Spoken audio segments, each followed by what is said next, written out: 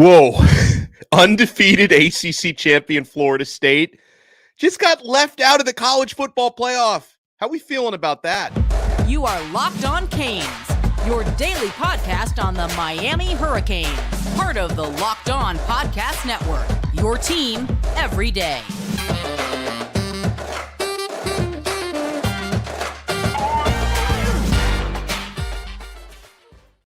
I am Alex Donno, your host. I'm a University of Miami alumnus, longtime South Florida sports radio vet, and contributor to allhurricanes.com. Thank you so much to the everydayers for making Locked On Canes your first listen today. Even on a Sunday, we are here with you wherever you get your podcasts, live right now on our YouTube channel. You can listen back to the audio version, Apple Podcasts, Spotify, Google, Odyssey app.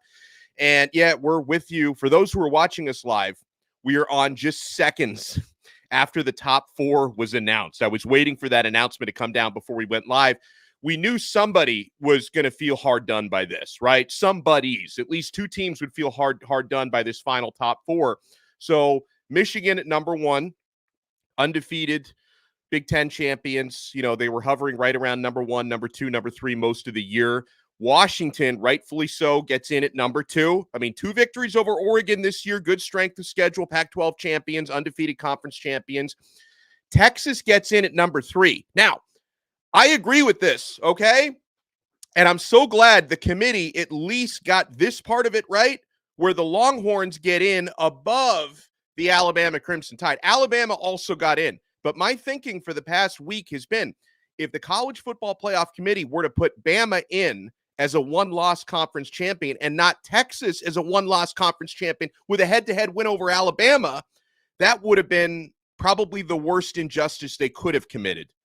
They did not commit that injustice. Texas gets in at number 3, and Alabama, one-loss SEC champion, gets in at number 4. I think one of the most surprising things here, and I'm happy because I think they got this right, are the Georgia Bulldogs not getting in. Now, it comes down to the whole argument of quote-unquote best 4 teams versus most deserving teams. And so, yeah, I'm sure Kirby Smart is going to be saying, you know, for the next several months, he's going to be whining and complaining about, oh, how can you not say we're one of the 4 best teams in college football? We had this, was it a 29-30 game winning streak? We won the previous 2 national titles. I say, you know what? Tough. It's about this year. Right? I didn't believe that in the case of Georgia, they should have put them in based on their resume for the past 3 years when it's a 1-year thing. And in this 1 year, not only did Georgia not win their conference championship, they have 1 loss. So I agree with Georgia being left out. Georgia ended up being number 6. So they're out of the party at top 4. So yes, I think the Florida State fans have a bigger complaint than the Georgia fans. The Georgia fans will cry and complain about, oh, we were one of the best 4 teams. How can you say we're not one of the top 4 teams? In the case of Florida State, you got, for the first time ever, never happened before, in 10 years of the 4-team college football playoff, you've never had an undefeated Power 5 conference champion left out.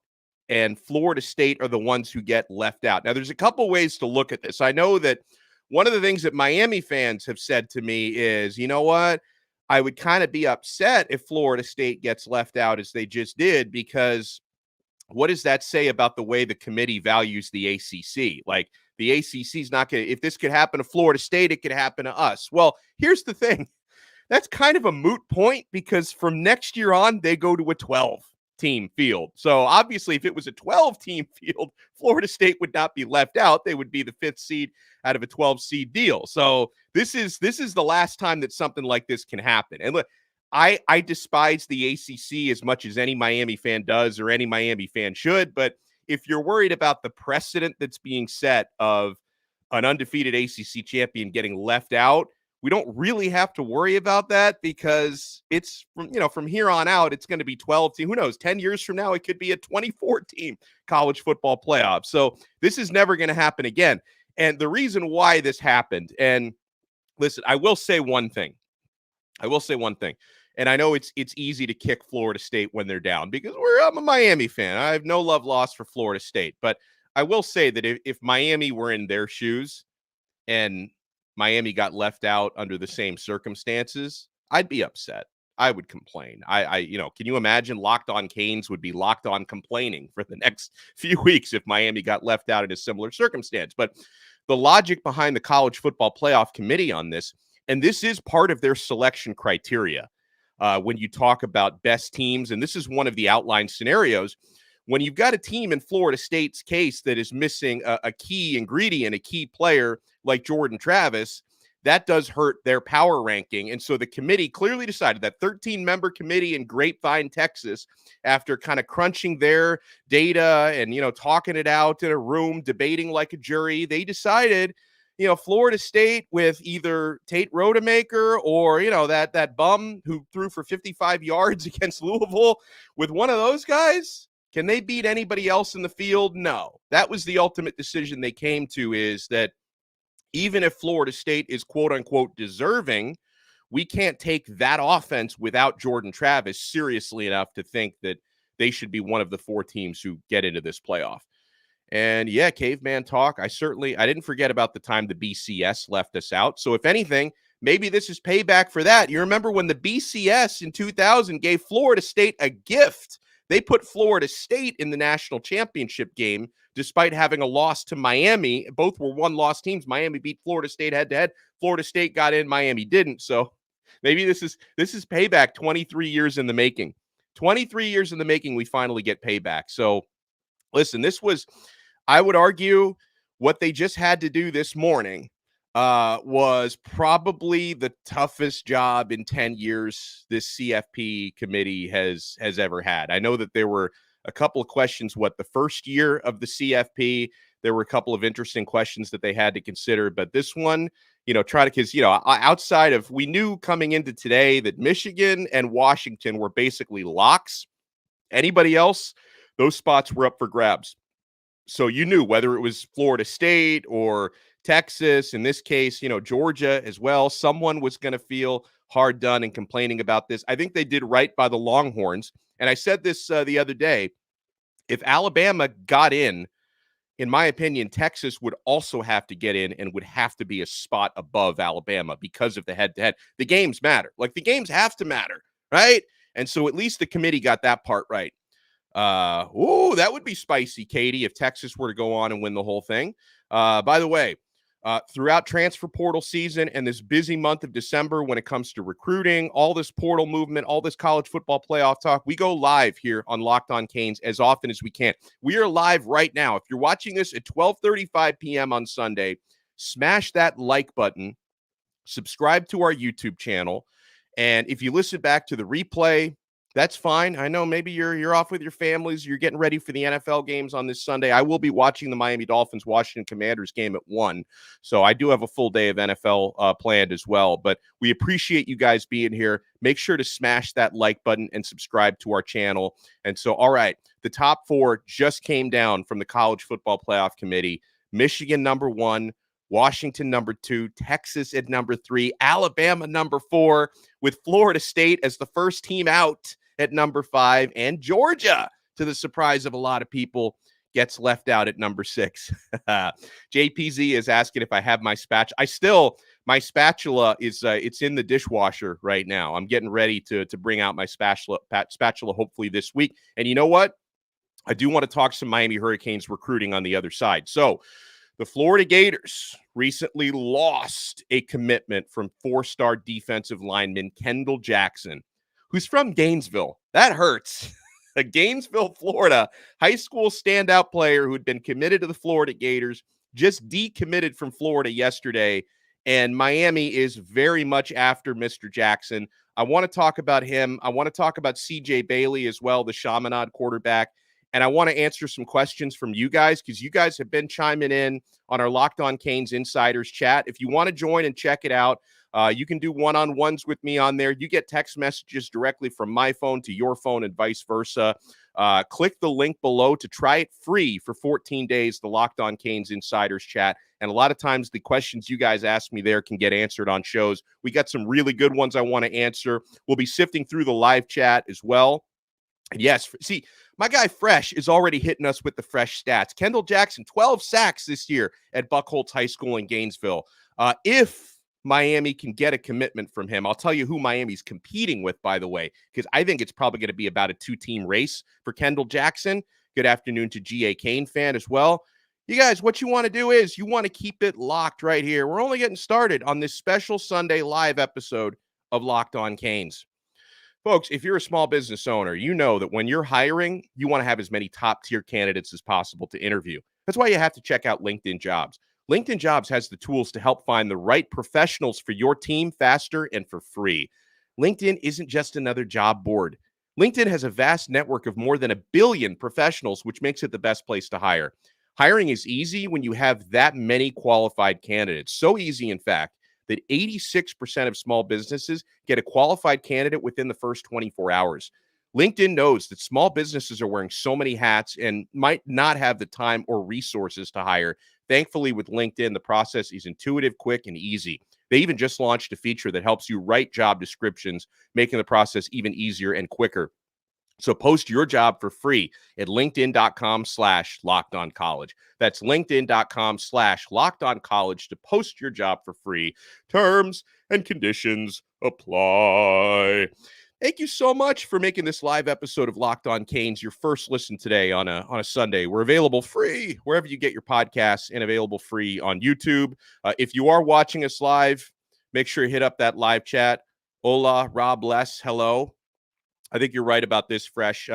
Fresh is doing a lot of my Kendall Jackson scouting even before I have a chance to do it here, talking about him being potentially 300 pounds by the time he hits college. And so, okay, 4-star defensive lineman, Kendall Jackson, had been a long-time Florida Gators commit. We know they've had a lot of their coaching staff defensively has very much been in flux, and Jackson decided to back away from his Florida commitment. Now, I believe, and this could change, but, we're against the clock here because National Signing Day is coming up on December 20th. And Kendall Jackson, by the way, he does plan to be someone who signs his national letter of intent on December 20th, and he will early enroll at the school of his choice, right? There are some questions about that with Justin Scott. We don't expect Justin Scott to be an early enrollee, so he may not sign until February. That's the big commit that Miami flipped, the 5-star defensive tackle. But in the case of Kendall Jackson, December signee, early enrollee, wherever he decides to go. And I am of the understanding that as of right now, it seems like a Miami versus Mississippi State battle for Kendall Jackson's signature. And it's funny, the way that this has been reported on Jackson. So Jackson, he decommits from Florida yesterday. And this headline starts to go out there that Miami is now in contact with Jackson, as if like Mario Cristobal was waiting for him to decommit to get into contact. Let me tell you something, folks. They have never stopped contact with Jackson. The same way Miami never stopped their contact with Justin Scott. The same way they never stopped their contact with Mark Fletcher last year when he was committed to Ohio State and he eventually flipped to Miami. So the contact has been going on between Miami and Jackson all along. Now I'm sure that contact is intensifying now that he's, back on the recruiting market, so to speak. And this is a player, the first word that comes to mind with Jackson, and this is one of the reasons why I think Lance Guidry is really going to want him and why Joe Salavea and Jason Taylor are going to be big time in his recruitment, is he's very versatile.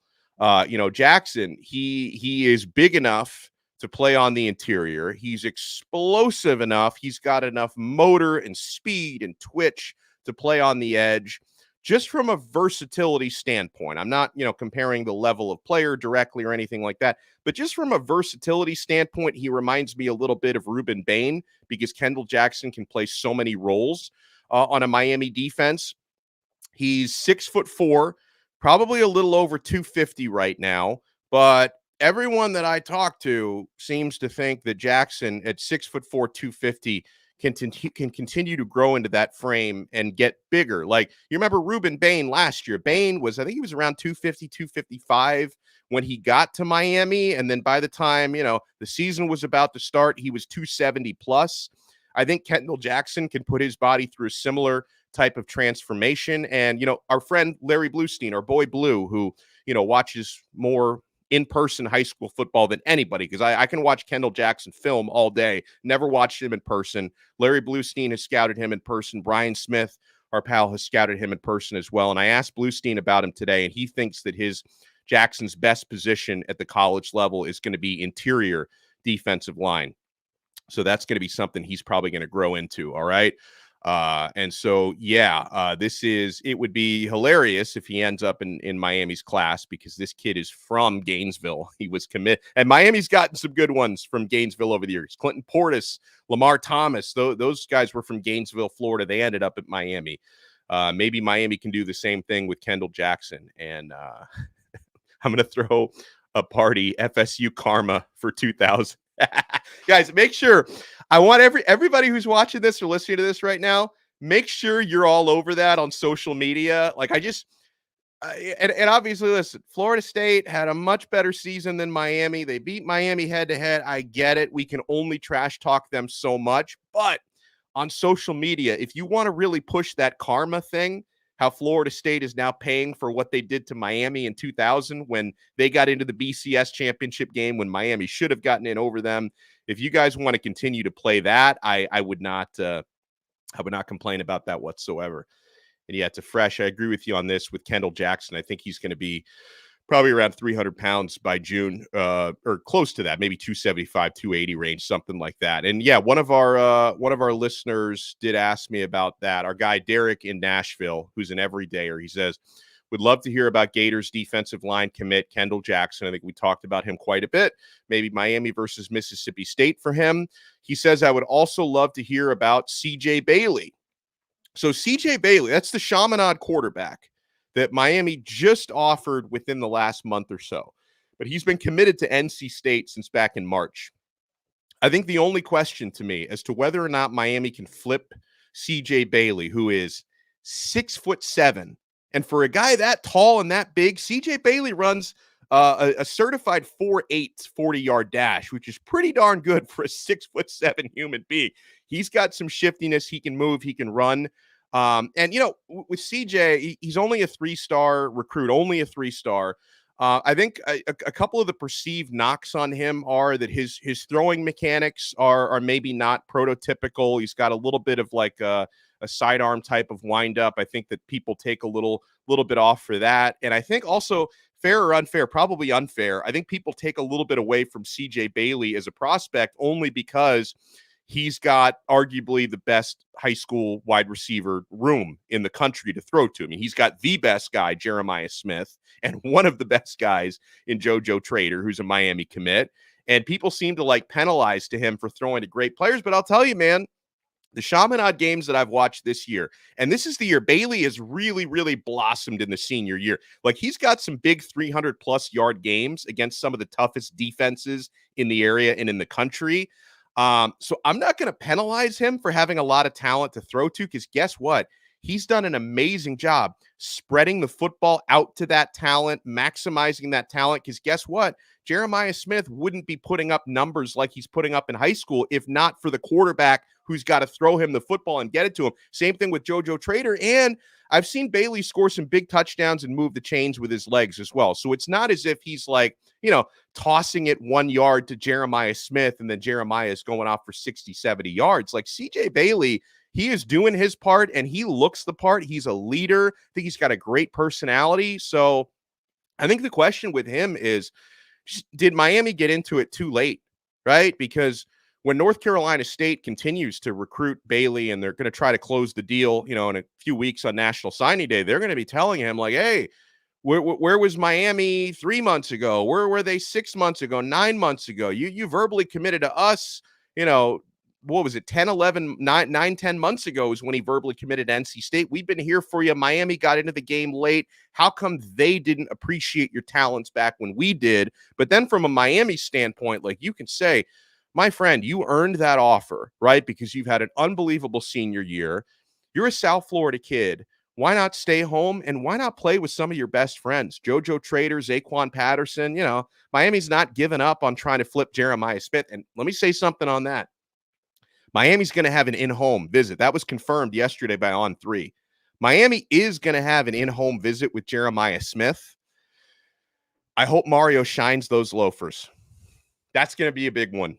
You're going in home with JJ. I don't know exactly when it's going to happen. By the way, today, Jamil Adai is going in home with Zay Mincy. I hope Miami can close that one. But at some point, Mario's going to have that in home with Jeremiah Smith.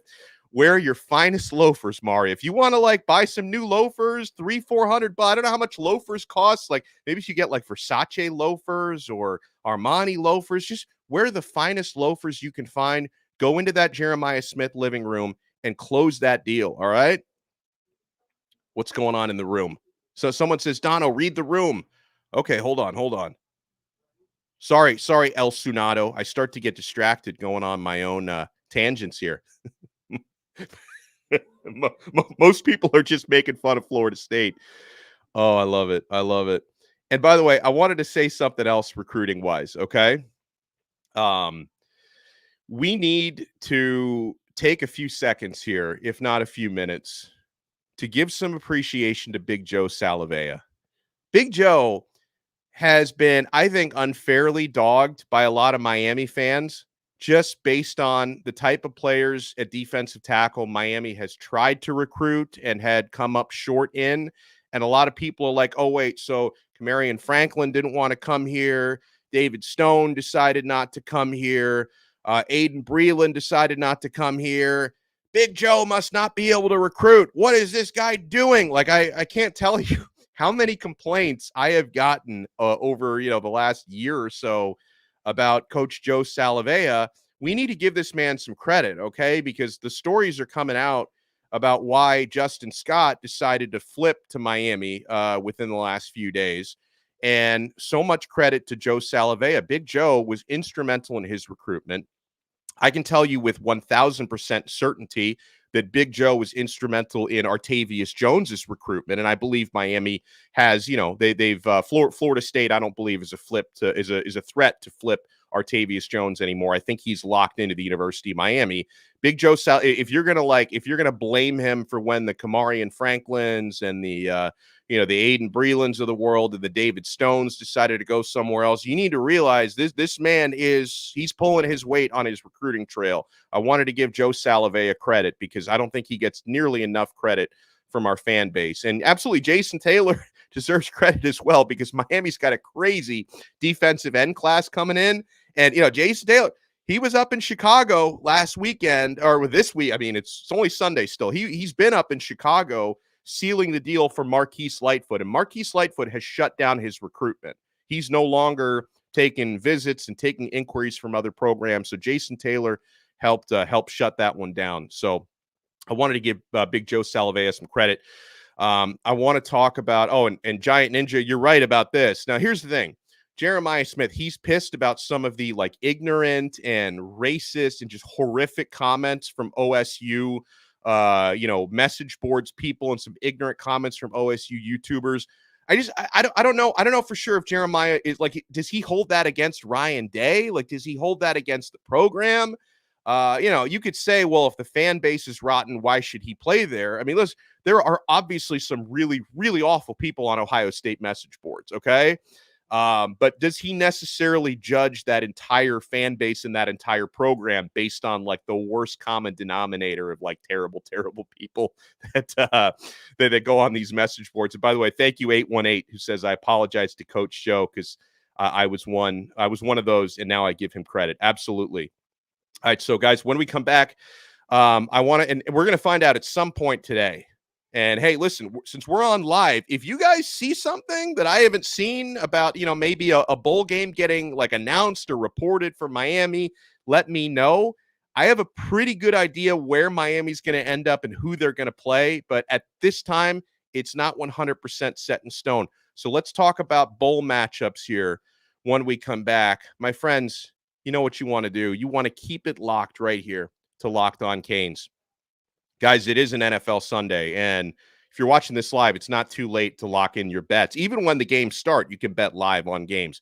As the weather gets colder, the NFL offers stay hot on FanDuel. Right now, new customers get $150 in bonus bets with any winning $5 moneyline bet. It's $150 if your team wins. If you've been thinking about joining FanDuel, there's no better time to get in on the action than right now. The app is so easy to use. There's a wide range of betting options, including spreads, player props, over-unders, and more. So visit FanDuel.com/lockedon and kick off that NFL season. FanDuel, official partner of the NFL.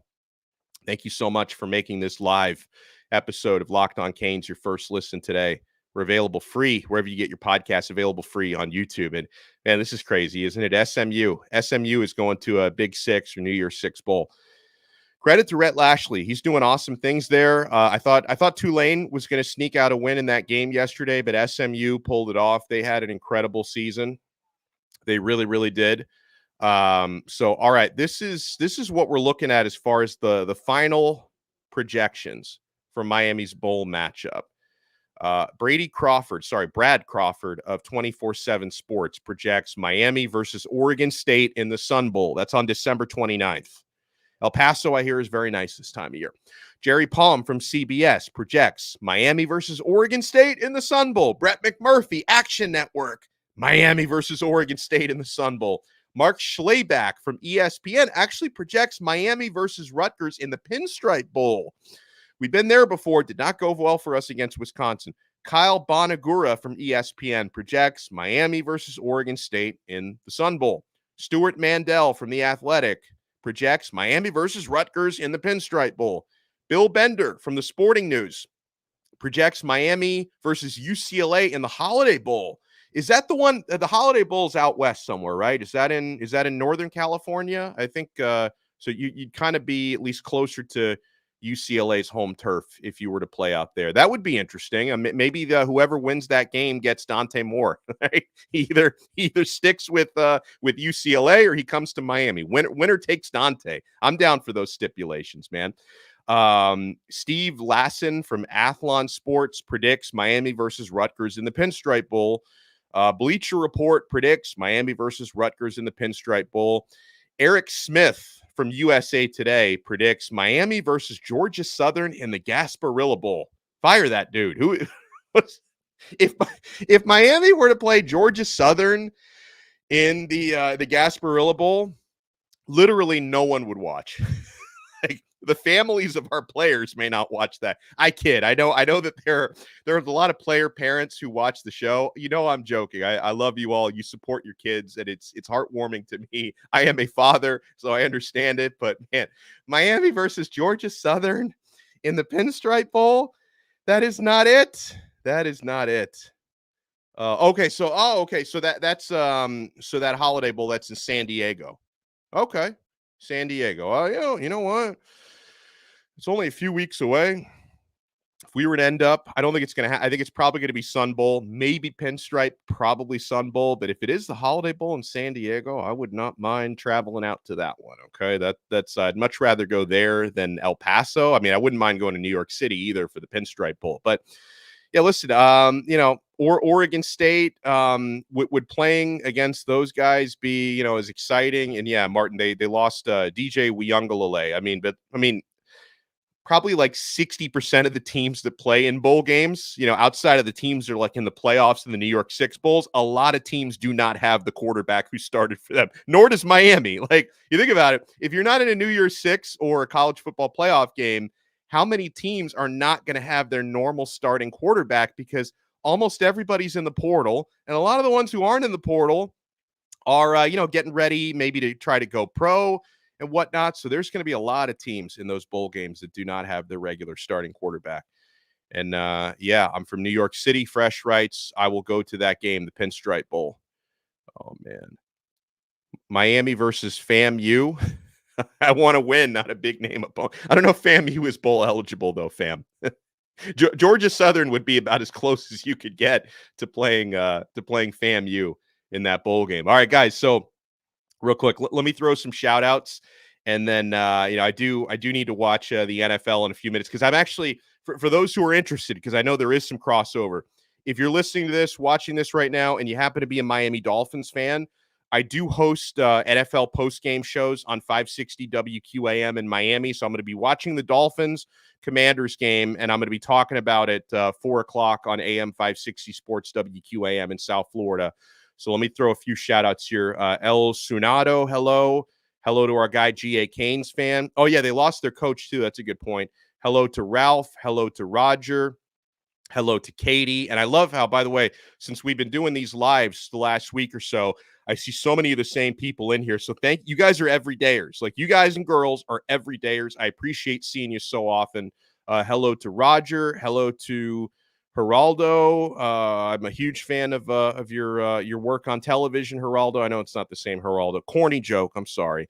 Hello to NT. Hello to Les. Hello to our guy Martin. Hello to Reek Flair. Hello to the Giant Ninja, who's another everydayer. And by the way, also, a lot of the everydayers that I see in here are also members of our Locked On Canes Insiders chat. You can click the link in the show description below to try it free for 14 days. And then if you like it, after 14 days, you can opt in for $4.99 a month. Or if you don't like it, you can opt out. I won't take it personally if you opt out, but try it out. It also could make a nice holiday gift, right? You got $4.99 for this month laying around, and you want to check out Locked On Canes Insiders. Not a bad thing to do. Hello to Brian. Hello to Alan. Hello to Nassau Jones. It's another everydayer. I see him all the time. Hello to Robbie Dukes. How are you? Hello to I saw Rocky McMillan in there. Hold on. Hello to Nation. Hello to Nathan. Hello to 818. All right, so everyone, make sure on your way out, smash that like button, subscribe to Locked On Canes on YouTube. If you're listening to the audio version, fantastic. Take us with you wherever you go. Make sure you subscribe to Locked On Canes. And, hello, Jarrell Cooper. Hello, Andy. And guys, make sure after you watch Locked On Canes on YouTube, make sure you watch Locked On Sports Today. It's a 24/7 streaming sports channel courtesy of the Locked On Network. Just search Locked On Sports Today on YouTube. The fun never stops, literally streaming 24 freaking hours a day. People like me and other local and national experts weigh in on Locked On Sports Today. Thank you so much, George, for being here. Thank you so much, Rocky, for being here. Thank you so much, Brian. If I didn't get you in a shout out, I apologize. But we will talk to you guys next time, tomorrow for sure, if not later today. Brian Smith no, we're definitely not coming on later today because I'm on Dolphins duty the rest of the day. But we will talk to you tomorrow morning. Brian Smith, my colleague at allhurricanes.com, is going to join us for another episode of Locked On Canes, part of the awesome Locked On Podcast Network. Your team every day.